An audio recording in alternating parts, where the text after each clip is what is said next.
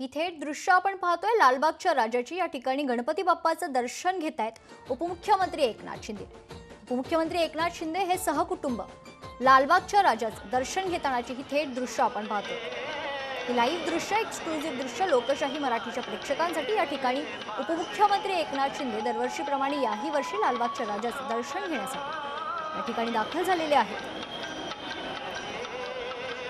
यावेळी एकनाथ शिंदे यांनी सहकुटुंब लालबागच्या राजाचं दर्शन घेतलं। तर लालबागच्या राजाच्या चरणी नतमस्तक होताना डॉक्टर श्रीकांत शिंदे यासोबतच उपमुख्यमंत्री एकनाथ शिंदे आपल्याला पाहायला मिळत आहेत।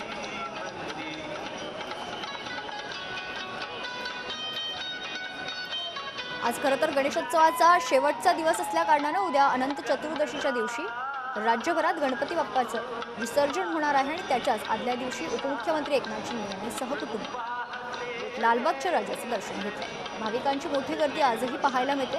खरं तर कालच चरण स्पर्शची जी रांग आहे ती बंद करण्यात आली। आज मुखदर्शनाची रांग देखील बंद करण्यात येईल। त्याआधी मात्र उपमुख्यमंत्री एकनाथ शिंदे यांनी सहकुटुंब लालबागच्या राजाचं दर्शन घेतलं।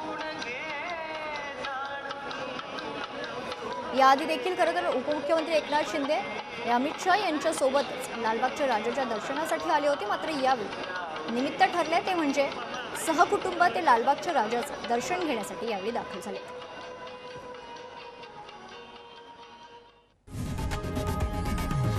लोकशाही मराठी ऐका, पहा, जागरूक रहा।